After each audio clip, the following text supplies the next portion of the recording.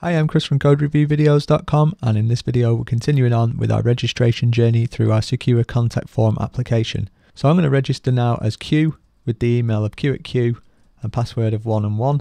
And we register, we're successfully registered, we're redirected, but we're still seen as anonymous, we're logged in as anonymous, we're authenticated, which is a little bit peculiar, but we're authenticated with an anonymous token, and we're authenticated against the firewall name of main.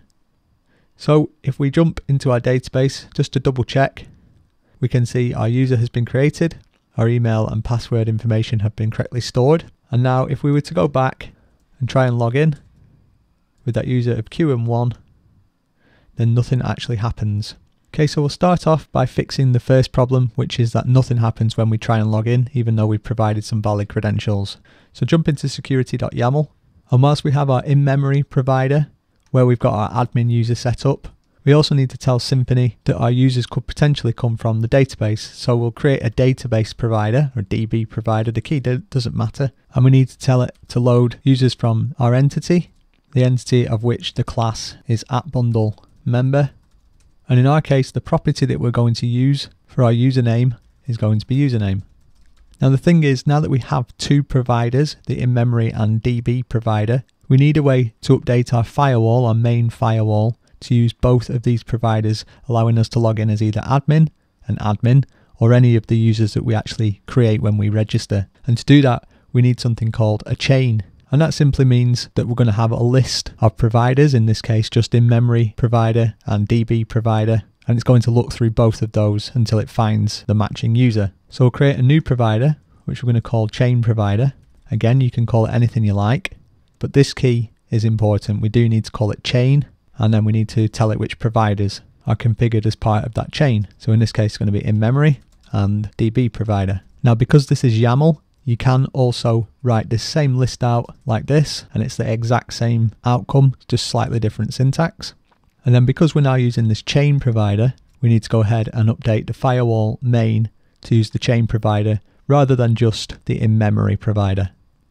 Okay, so jumping back to our application, let's try and log in again as admin, and we're logged in as admin. We've got a token class of username password token, quite important, we'll come on to this shortly. We're authenticated, it knows that our username is admin, we've authenticated against firewall main.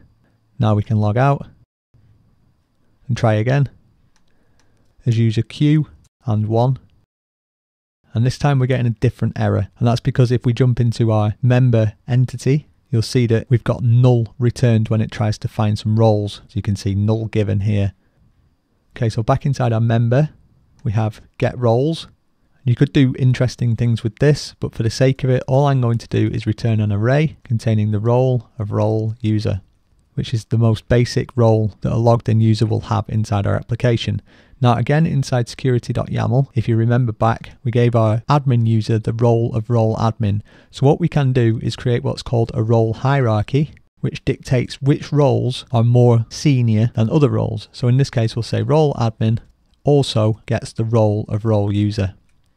And if you're role user, then you're just a role user. But if you log in as admin, you're going to get the role of role admin, which also gives you all the privileges of role user. So let's try again.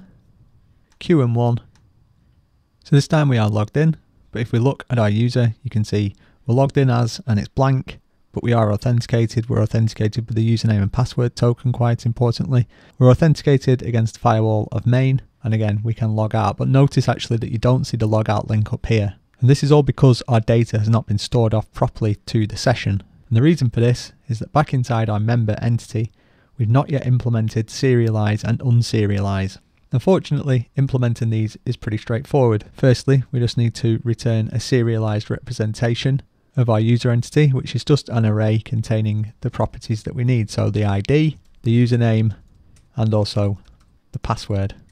And then for unserialize, we just need to do the alternative or the opposite, which is to unserialize them. So the way that we can do this depends on which version of PHP you're running. If you're running 7.1, you can do some clever destructuring, or you can just do it the old-fashioned way using list. So I'll link to a little bit more on this in the show notes.